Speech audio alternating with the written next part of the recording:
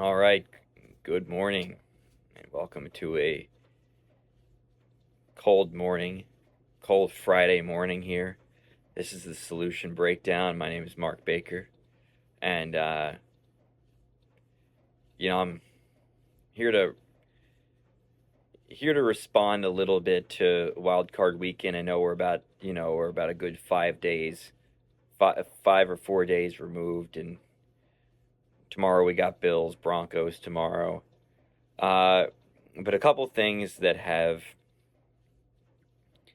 really come up, and there's some common themes. Uh, on Sunday, a lot of people had said that you know watching Philly, talk radio and a little bit on NBC Sports. A lot of them talk about how this is probably probably the worst, one of the worst playoff losses you could have. Um, I heard that a couple times, but I think most people at the link on Sunday and watching at home, based off of what we saw throughout the year, I don't know if we're necessarily surprised at everything that transpired Sunday, and it shows that this is going to be a little bit of a, this isn't just they fire Petula and everything will be okay. And listen, I don't want to sit back and talk about how, oh, Sirianni should be fired. I do think there is validity to that statement. I mean, the play design, the route concepts. Uh, Sorry, I got some laundry going here. Um, the play design seemed a little bit antiquated. But I will say this, is that I do believe that what you call with Jalen Hurts, we've seen two great play callers now become head coaches. And let's just put this into perspective. A Colts organization which has largely been dysfunctional, has largely been dysfunctional since Peyton Manning left. Let's not even talk about Andrew Luck. The Colts did finish 8-9. It was a collapse, but I don't think anybody was surprised after Daniel Jones went back. The challenge that their schedule brought, and they went 8-9, and they were a game of making the playoffs in Steichen's first year. Shane Steichen's done a good job. That organization,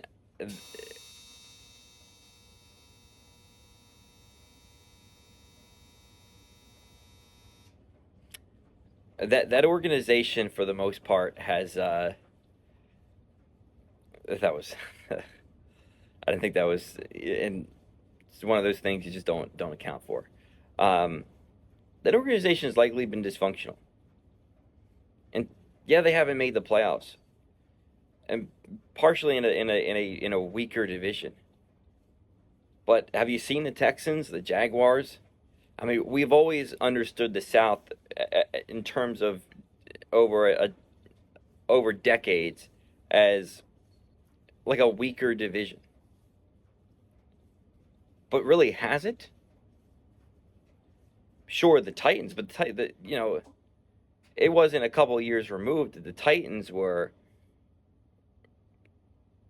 the favorite in that division for a couple year stretch. Hell, the Titans were the one seed about 4 years ago. I think Steichen's done a great job. And you look at what Kellen Moore has done.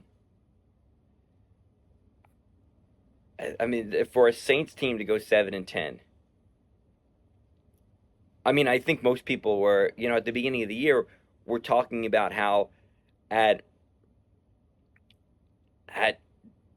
you know Saints were going to get maybe the number one overall pick, and Arch Manning, the grandson of Archie Manning would get picked by the Saints. That's his former team.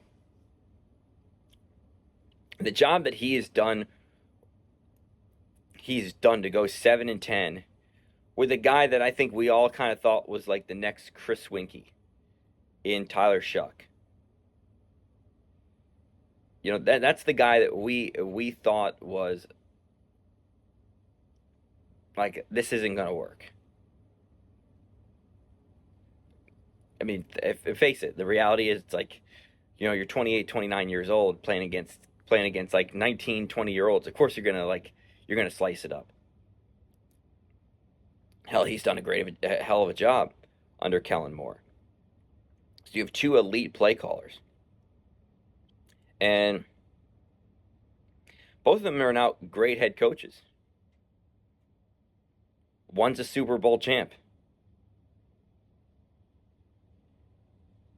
So, I mean, we could say all day it is the coordinator. And I think, partially it is. And, you know, I think, again, another thing is that especially when we evaluate this stuff, time will tell. Time will be able to tell us what the real dynamic was. Because earlier in the year, we had talked about how is Jalen Hurts a top 5 quarterback? Because he was 9. And I think what we would say today is that 9 might be a little bit optimistic. It was probably optimistic. I don't blame anybody for sitting back and saying, "Oh, well, I don't sit around and blame anybody." But the truth of the matter is that, you know, a guy wins Super Bowl MVP. It's more of we're gonna push the conversation towards this guy is elite. Because we say Burrow, Allen, Lamar, they're elite, but they haven't won a Super Bowl championship. You know, definitely not a Super Bowl MVP. So we kind of sit back and we're like, this guy's got to be. I mean, it was the same debate with Joe Flacco back 12 years ago. 13 years ago, which is that he had that double-digit touchdowns, 0 interceptions in the playoffs. Probably one of the most, from a performance standpoint, just probably one of the best performances that we've seen in a playoff run by a quarterback. Done by, I mean, I think historically we would say by one of the more unlikelier guys out there today. So, like, I really believe that, sure, we can all say Patullo is, you know, the village idiot, we'll cast him off. But I think it really takes a great play caller to bring out the greatness in Jalen Hurts. He's not a game changer. He's not a game changer. He won Super Bowl MVP. I mean, Brad Johnson won a Super Bowl. Joe Flacco was a Super Bowl MVP. And Trent Dilfer won a Super Bowl. Like a lot of guys that we would say are good, not great. I mean, hell, you know, Russell Wilson.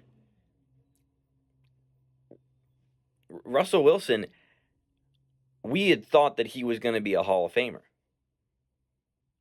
Now look at what time has done. I mean, the guy has likely played himself out of the Hall of Fame. A lot of guys can win it and play well in the Super Bowl. You know, I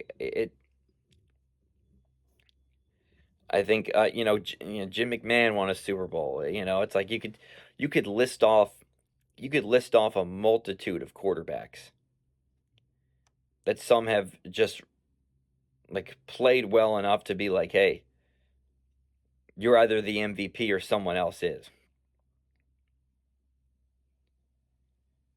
Jeff Hostetler won a Super Bowl. Like, that's at the end of the day, it's really hard to really evaluate a guy because a lot of what of these championship runs are pretty much based off of it's if it was entirely quarterback driven, Dan Marino would have one. Aaron Rodgers probably would have been to more. But it is essentially was solid play calling, dominant coordinators, and a front office that I probably was the best front office. That is, we talk about the Packers being well run. The Eagles are well run, but they take big swings to get them over the top. I think Sunday's game, if anything, shows that Hurts is not elite. Now we could also talk about Sirianni. And my question is, and I know others have asked this, is like, what does he contribute? Yes, he's good at managing the locker room. Maybe he is. Maybe he has shown that. But just these issues and this draw. I mean, like when I saw him and AJ Brown yelling, I'm like, here we go again. Here we go again with this shit. It's cute when you're winning the Super Bowl. And you're winning. It's cute. It's really nice. Hell, we're winning. This is just, it's just the emotions of the game. They're really passionate. I mean, sometimes your greatest strength then becomes your greatest weakness. When you're winning, you're passionate. When you're losing, this is immature. We're not buttoned up. Listen, I didn't think they were buttoned up last year, but they proved me wrong. I mean, the reality is that you can run this back with Sirianni, and they're going to do that. I will say that it's hard to fire a guy that has been to the playoffs in each of his 5 seasons that he's been the head coach. It's hard. It's really tough. But we really risk down the road becoming the Steelers. Holding on to past glory, holding on to statistics like he's never not been to the playoffs. The Steelers haven't had a losing season in over 2 decades. I mean, did you watch that? Did you watch that game on Monday? Yeah, it didn't look good.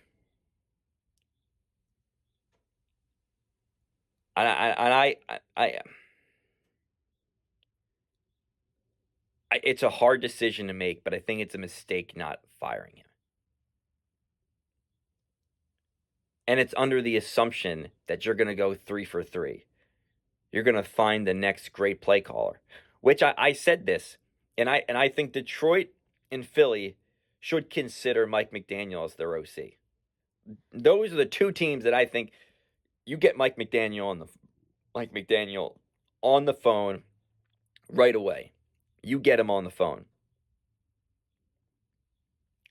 You get that man on the phone. Because the reality is for the Eagles is that their path back is to find the Shane Steichen, the Kellen Moore again. Patullo wasn't the answer. Fine. But, how soon is now? Because you're at a point where if you miss again on a coordinator, you're likely out. Or we're in the same outcome. We made the playoffs, but we're a wild card. So should we fire the coach? Well, he's made the playoffs 6 years in a row. Let's just keep him.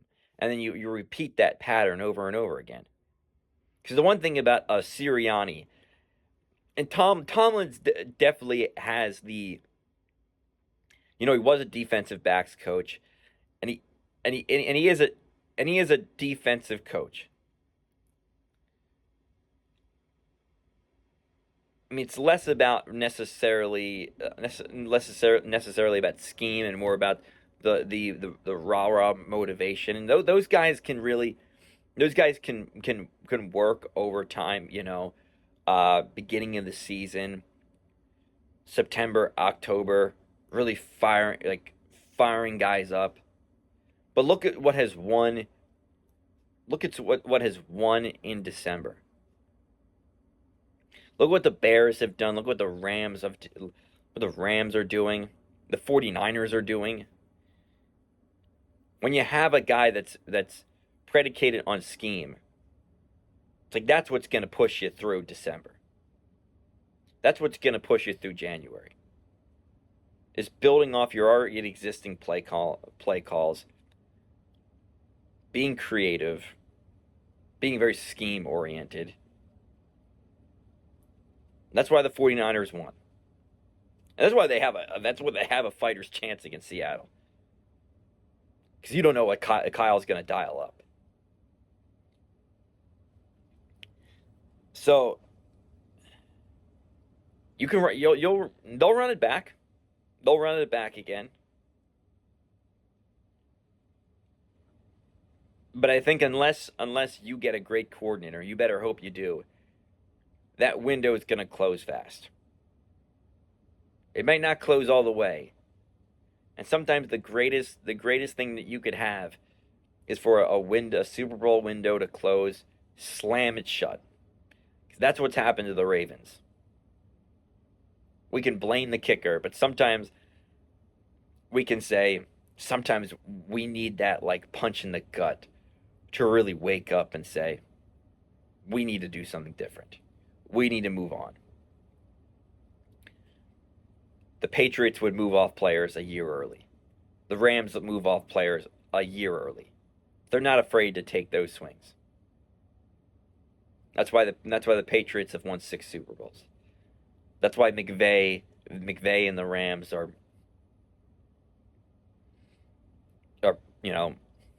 potentially poised for a Super Bowl run. That it matters. You can hold on to guys because you say, well, they're you can't let that guy go, or you could take the big swing. And the Eagles have done that. And I'm a little surprised that they're not willing to take that big swing and say, we're going to fire Sirianni. And we're going to try to find we're going to try to see if the next Ben Johnson's out there. And maybe, and listen, Kevin Stefanski is very talented. Would you imagine what Kevin Stefanski could do with Jalen Hurts? Instead of who do you go after?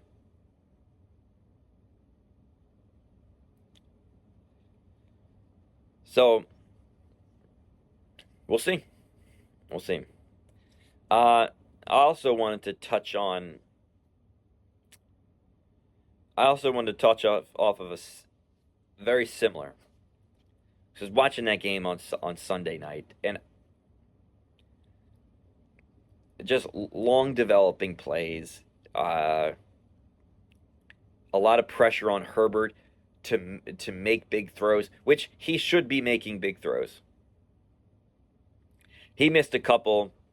He missed a couple down the sideline a few times to Quentin Johnston, to Ladd McConkey.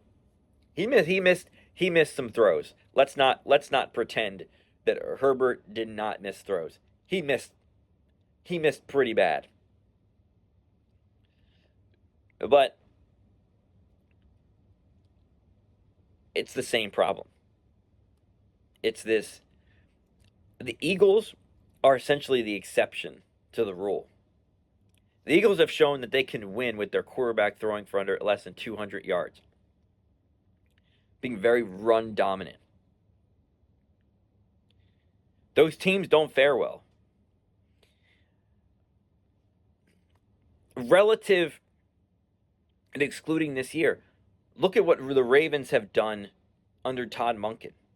Lamar's much more of it, with the exception of this year. But he did show. But he did show when he's healthy. I mean, he can pick you apart. He did show that on that last game on Sunday, a few Sundays ago. And that's what Lamar has looked like with Todd Monken compared to what he's looked like with Greg Roman. The Chargers had fired Greg Roman, which that is the absolutely right reason to do that. And this is the challenge with a Harbaugh run team, which John learned. And actually, it probably is what bought him a couple more years in Baltimore. Was that you can have a culture, that Harbaugh tough guy type of culture, but you can't go into these playoff games being predictable, being like, we're going to pound you. Sure. But you're going into a place you don't have the backing of the crowd. You're the one traveling. You better know a team hosting a playoff game is going to be prepared. You can't come out there with just like a prehistoric, you know what we're going to do, we know what we're going to do, and we're just going to do it better. You can't do that. I mean, that was inept. Especially when you have Justin Herbert. You're going to waste this guy's talent. I think he's a great, I wouldn't call him a CEO head coach, but he is a culture setter. And we've shown these 2 years, he has set the culture. But it's time to get a little bit more dynamic on offense. Similar to the Eagles. Let's get more dynamic. It's time.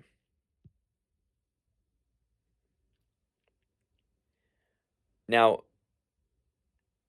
who do you call? Did you go with a guy within the building?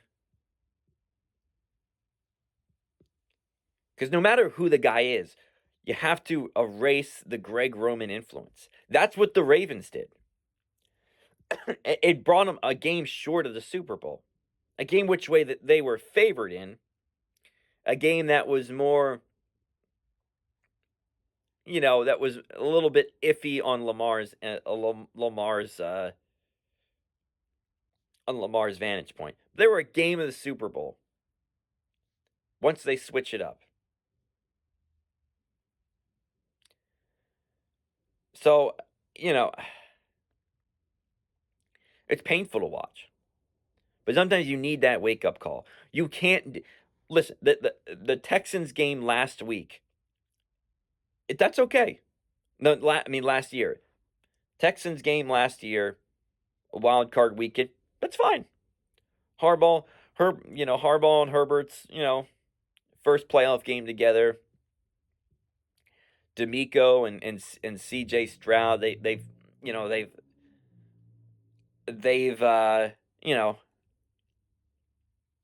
been here before. They're more seasoned. They've won a playoff game together before.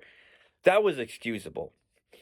But that loss to the Patriots, who they didn't play well themselves. And honestly, I think they're in trouble. I want nothing to do with the Texans defense. Did New England win? Yeah, but I would say it was more of a Chargers loss.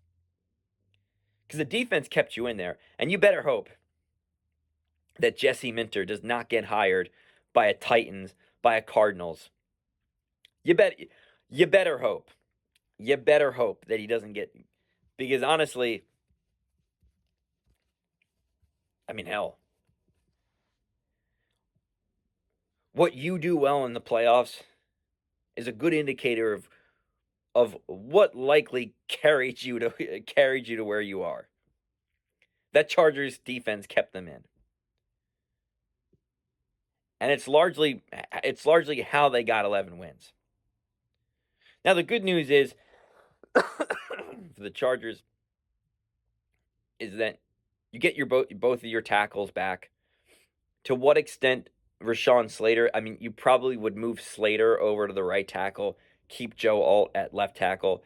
Because a patellar tendon, you don't know what he's going to look like when he comes back. So, and now, New England moves on. They play the Texans. In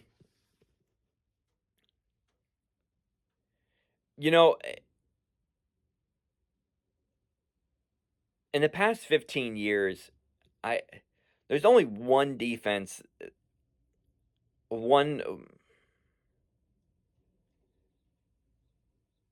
there's only one defense that has really had the same level of we want really nothing to do with this.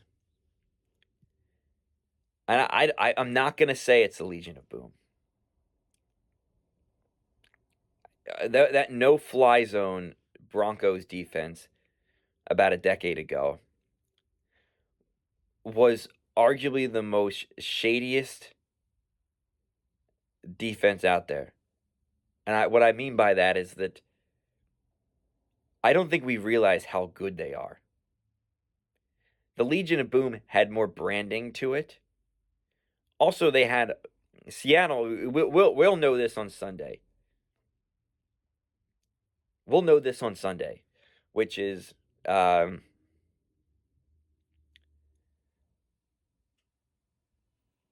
Seattle's a tough place to play. So I think with branding, also you have the 12th man in Seattle. One of the best defenses of all time. This is no disrespect to the Legion of Boom. But I will say that no-fly zone defense by the Broncos that ended up beating the Panthers in that Super Bowl. They were dangerous. They were under the radar. They seemed to live a little bit in the shadow of the Legion of Boom. And at that time, the Legion of Boom was starting to it was starting to downgrade a little bit. But when we think of all-time defenses, that no-fly zone defense was definitely, we would think of that as an all-time defense, but it's definitely takes a backseat to the Legion of Boom. And I'd argue that that team with a very a Peyton Manning that probably was in his last leg of his career. It definitely the Broncos were predicated around Peyton Manning. He was not the same, and that defense carried him to a Super Bowl. And I think that this Texans defense has that same potential.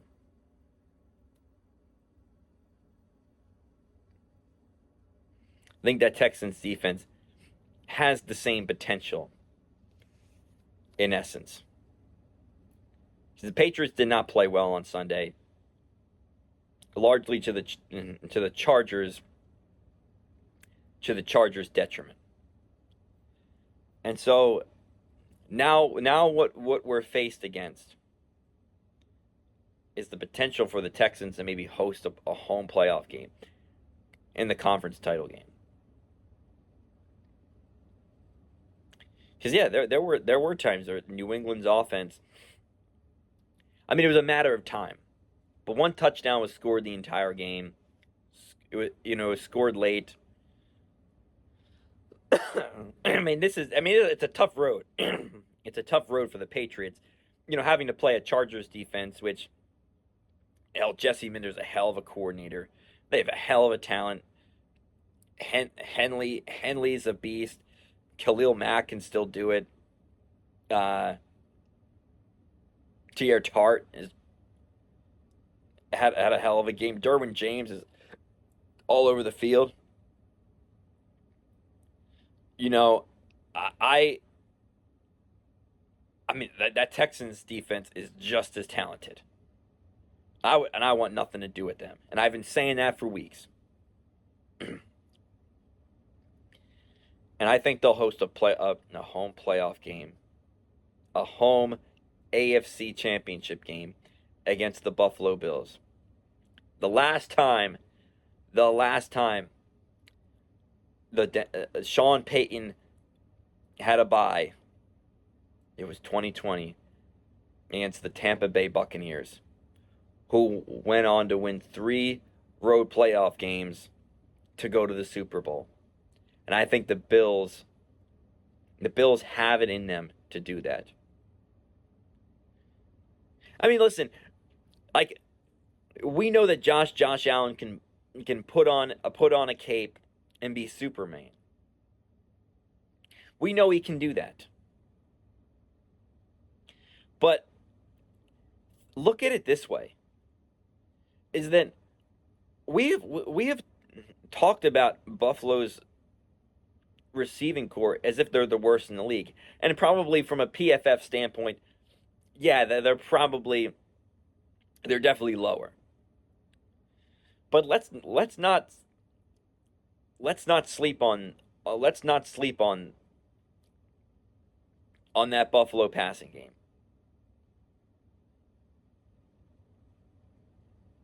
Brandon Cooks can still do it. Shakir is arguably one of the best guys after. I mean, he's a yak kind of guy. Shavers has made some plays. Now, largely all of this, you could just say, well, all of this is because of Josh. And like, I'm not going to tell you that you're wrong on that. But I think Buffalo can do it this weekend. Look at what Jacksonville did against Denver.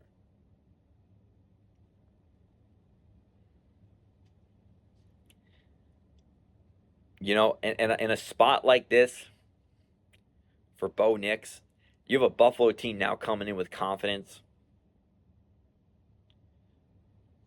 Now, I will say what's going to be difficult for Buffalo is that Sean Payton. Listen, I'm not a fan of him, but he's a hell of a coach. You give him an extra week to prepare. You got to know Denver's going to be prepared.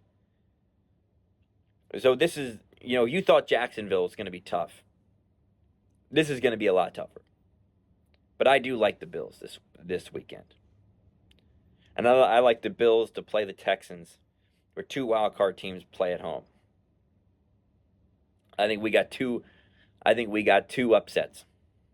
And the NFC, I'm going to keep it real simple. I think the 49ers are going to run out of gas. I mean, that was entirely coaching, entirely Robert Saleh and Kyle Shanahan against Patullo and Vic Fangio. That was entirely coaching.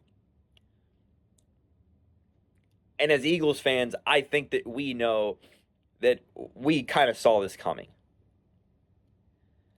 The Eagles' second half offense has not been awake for what has seemed like the entire season.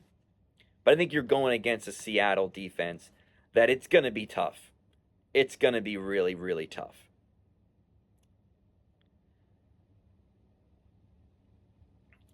And now Kittle tore his Achilles. We'll see if Ricky Pearsall plays. Trent Williams is not playing healthy. McCaffrey's playing at like 70%. Seattle not only, I mean, you have Sam Darnold. This is not an insult. Has been in the past 4 or 5 weeks has been a solid game manager. Has not made the terrible mistakes. And he's shown that Okay. Against in the right time, the right moment to go do his thing. I think Seattle's defense is great.